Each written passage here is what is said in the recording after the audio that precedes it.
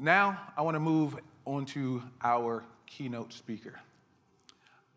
Our keynote today is Perianne. She is the founder and president of the Digital Chamber of Commerce.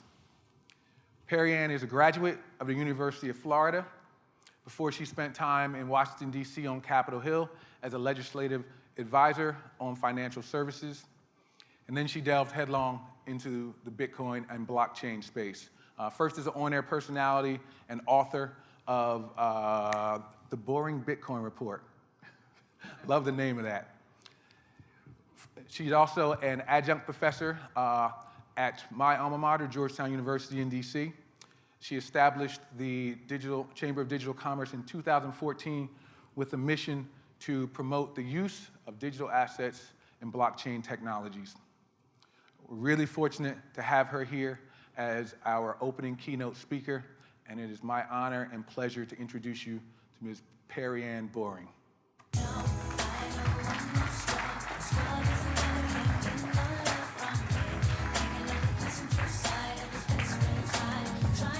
Go get them. Thanks, Chris.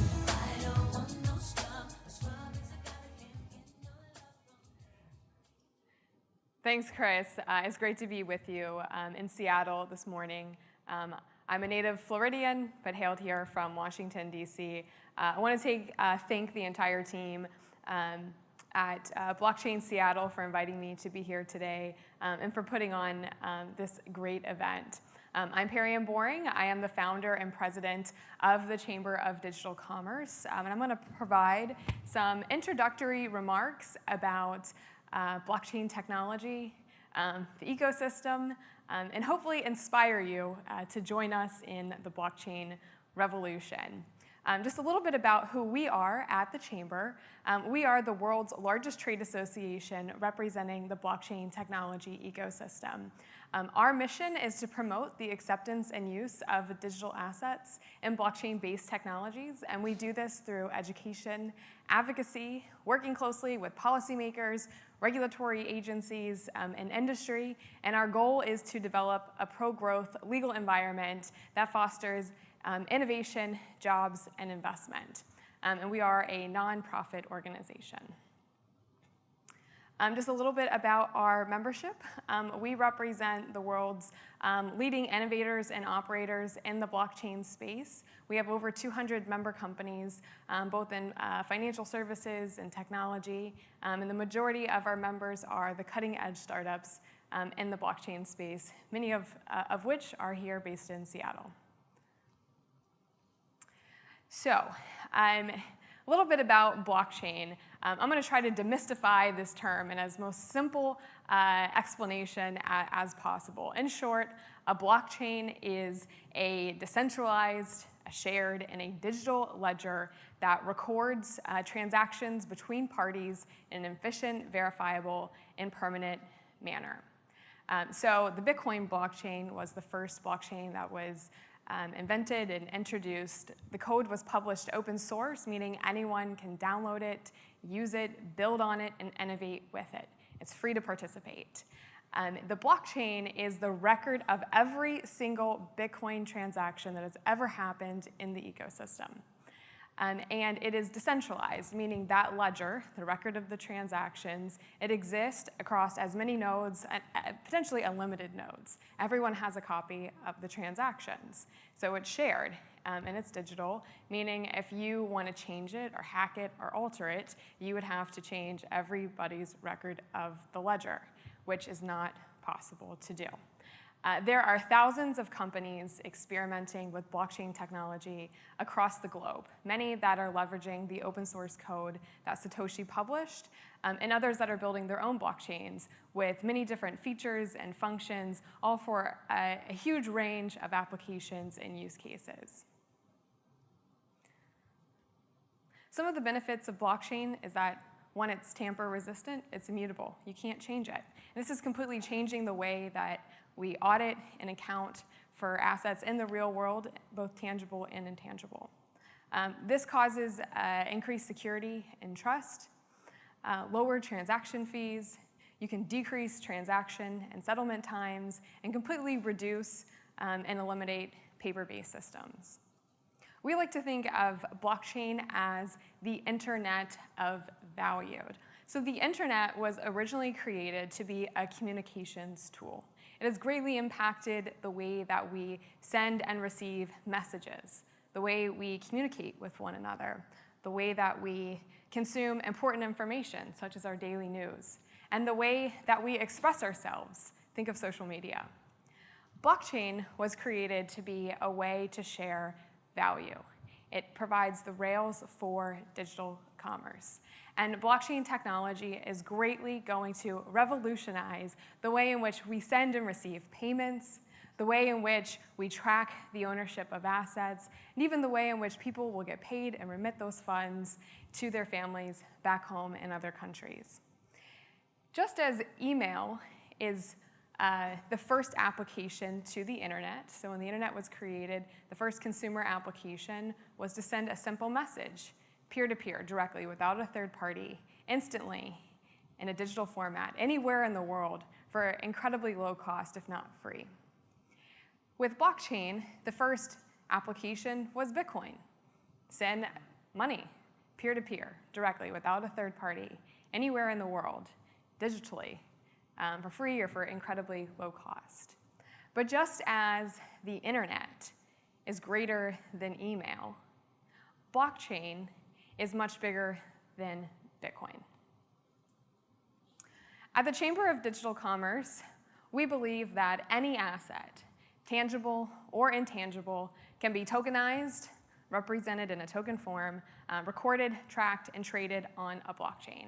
And this will enable many transactions to be safer, cheaper, and more secure than ever before.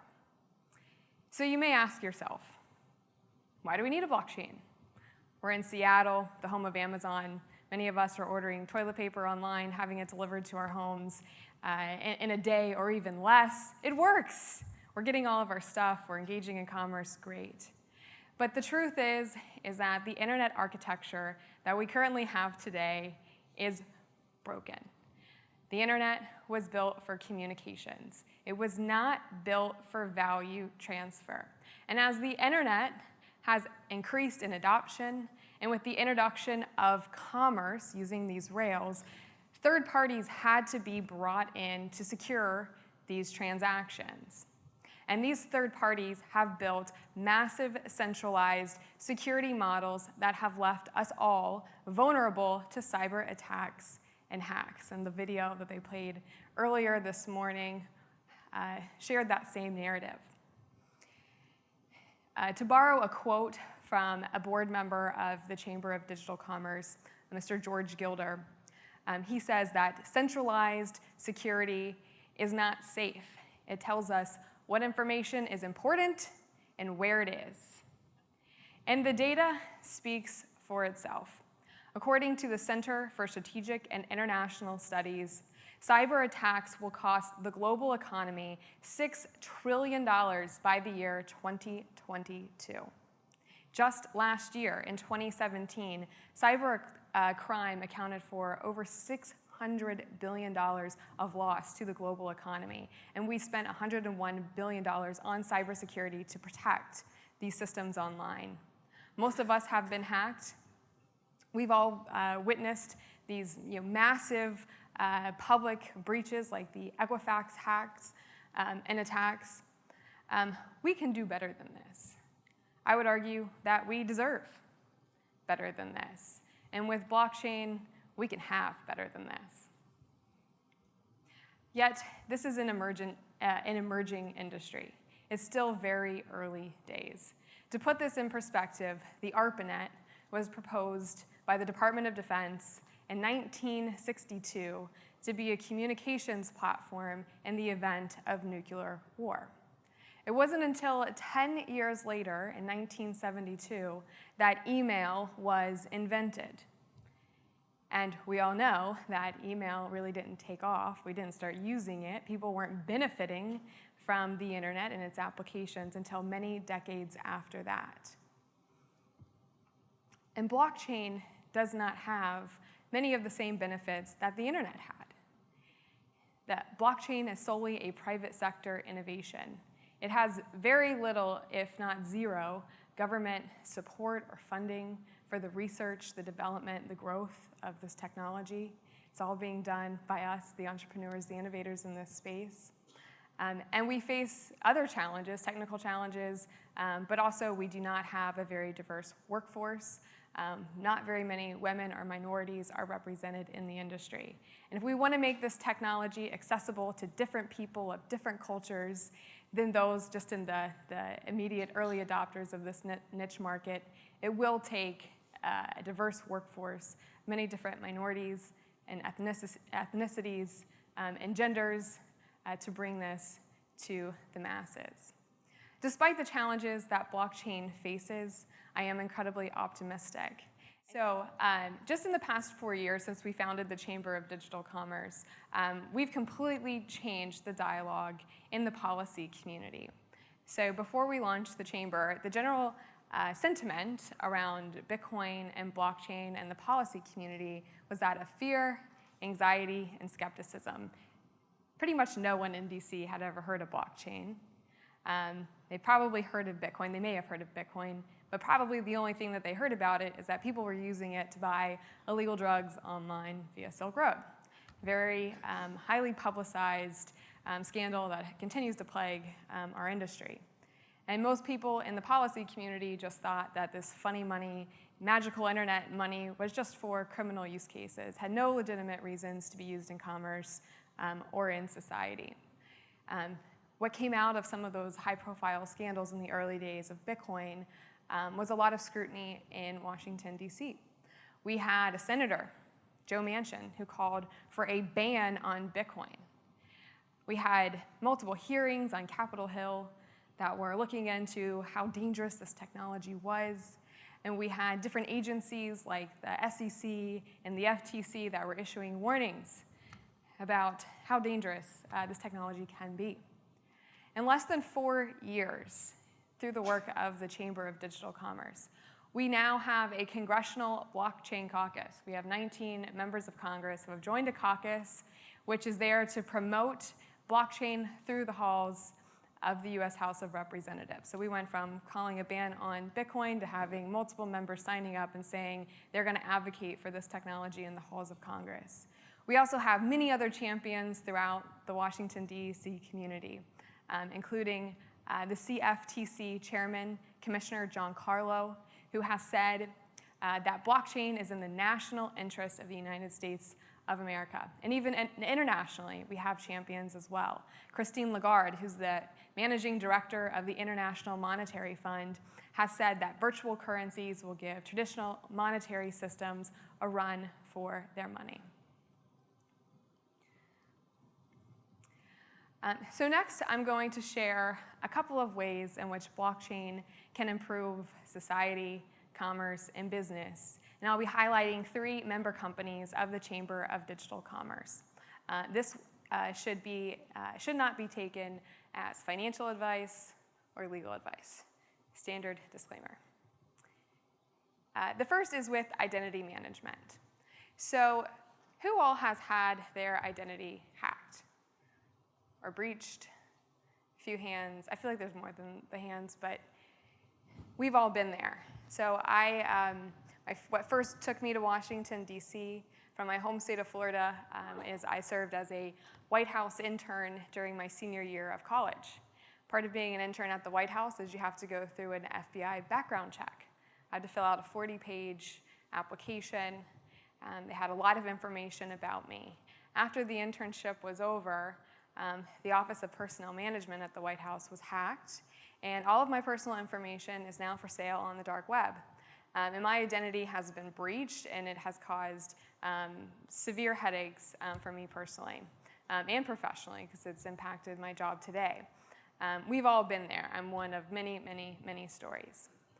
But what if you did not have to hand your personal identifiable information over to a third party to verify who you are and the information about you?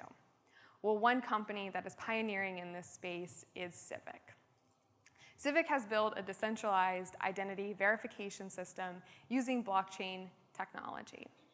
And one real example that is live today is the Civic vending machine. It's through a partnership with Anheuser-Busch.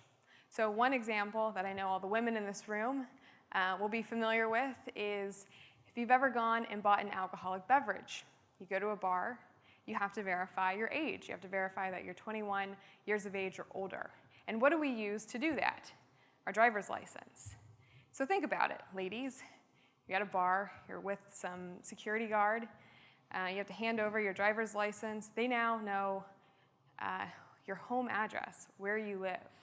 Does that make sense? Does that sound safe? If you really think about it, it's not. The only thing you should have to share is the fact that you're old enough to drink, not this other information. So what Civic built is a vending machine. Using their application, you can verify your age, and with the implementation of smart contracts, you don't even have to have human interaction to get a beer out of one of their machines. This is a very early identity use case, but if you think about being able to verify your identity through many different more complicated lines of commerce, like know your customer, through banking and financial services laws, or even in immigration laws, identity is a huge way where blockchain can provide promise, and Civic is a company that is at the forefront of that. Is there anyone from Civic here today? No? Okay. They're in San Francisco. The next is with voting. So our public voting systems face a lot of challenges, which